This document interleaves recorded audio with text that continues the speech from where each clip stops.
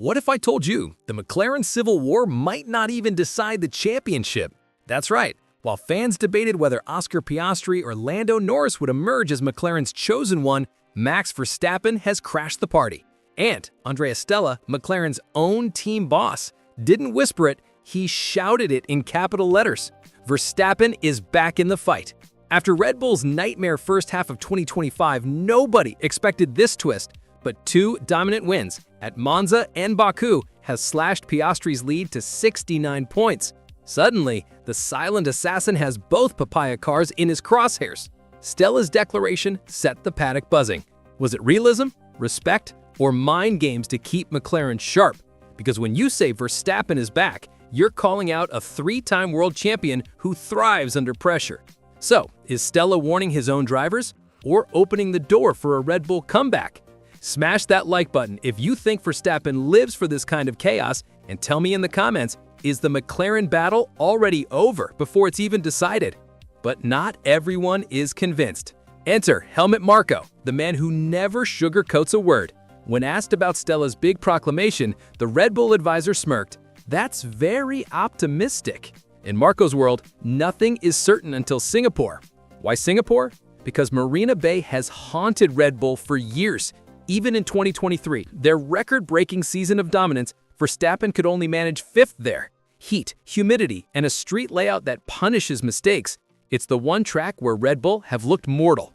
Marko's caution isn't weakness though, it's strategy. He knows that every soundbite adds to the pressure on McLaren. By downplaying expectations, Red Bull buys time, and Verstappen thrives when rivals underestimate him.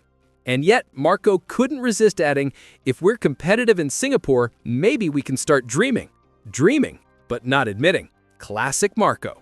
Subscribe if you want to see whether Verstappen turns those dreams into McLaren's nightmare. But tell me, is Marko being clever, or is he secretly scared of McLaren's raw pace? So how did Red Bull go from struggling to suddenly terrifying McLaren again? The answer lies in Spa. That's where they rolled out a massive RB21 upgrade package, and the results didn't show immediately.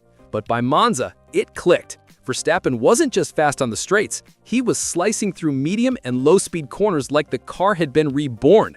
Andrea Stella himself admitted it. The way they won in Monza was something more than just low drag. Translation, Red Bull fixed the weaknesses that had haunted them all season. Then came Baku. Verstappen on pole, Verstappen dominating, while Piastri crashed and Norris limped home in 7th. In one brutal weekend, their aura of invincibility cracked overnight. That's when Stella doubled down with his capital letters declaration, Verstappen is in the championship fight. But think about it, was Stella being honest, or was he protecting his own drivers? By shifting attention onto Max, he relieves the pressure cooker inside McLaren. No longer is it Norris versus Piastri tearing the garage apart, now there's an external threat to unite against.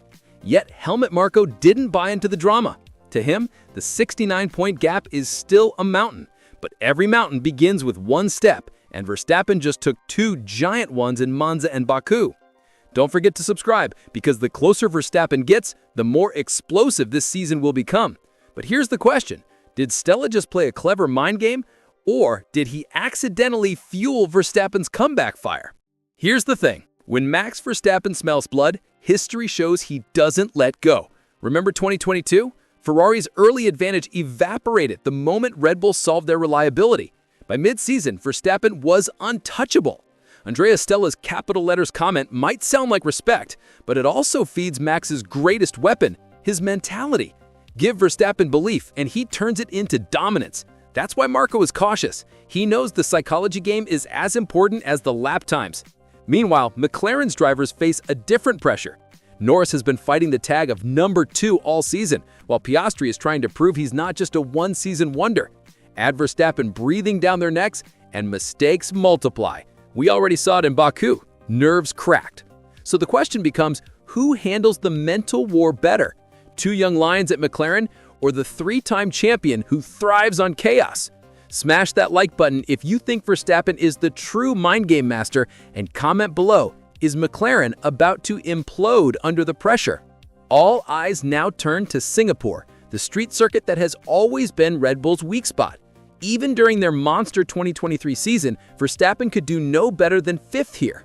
Heat, humidity, and brutal tires are paired with narrow, chaotic, and unforgiving street corners. It's the perfect place for McLaren to hit back. Helmut Marko admitted it himself. Singapore will be the benchmark for where we really stand.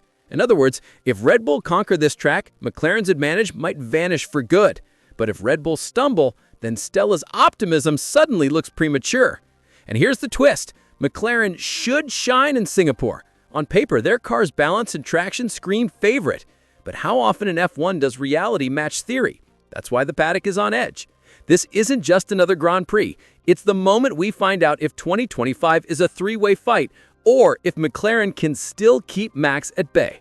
Subscribe now because Singapore could flip this title race upside down.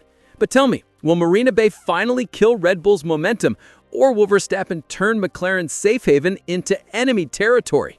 Inside McLaren, the battle lines are already drawn.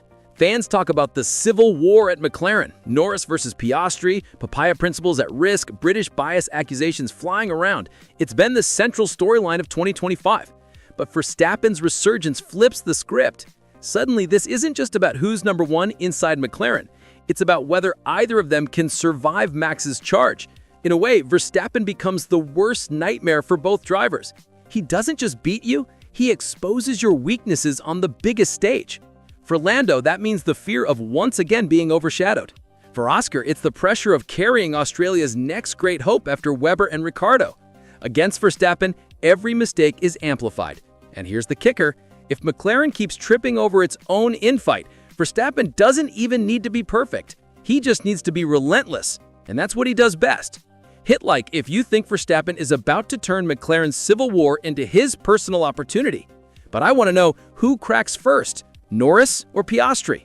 So here we are, Verstappen slicing points out of McLaren's lead, Stella shouting warnings in capital letters, and Marko whispering that maybe, just maybe, it's time to dream. Singapore looms, and with it the chance to define the 2025 season. If Red Bull conquer Marina Bay, the papaya party could be over. If McLaren strike back, Verstappen's charge may stall. Either way, this isn't just about cars and upgrades. It's about psychology, legacy, and the ability to handle chaos under the brightest lights. History tells us Verstappen thrives when others crumble. But history also tells us McLaren haven't had a shot like this in decades. Two young stars, one legendary team, one hungry champion refusing to fade away. Something has to give. Don't forget to like, share, and subscribe because this story is only getting hotter. And now the big question for you, is Verstappen's comeback just a dream or destiny?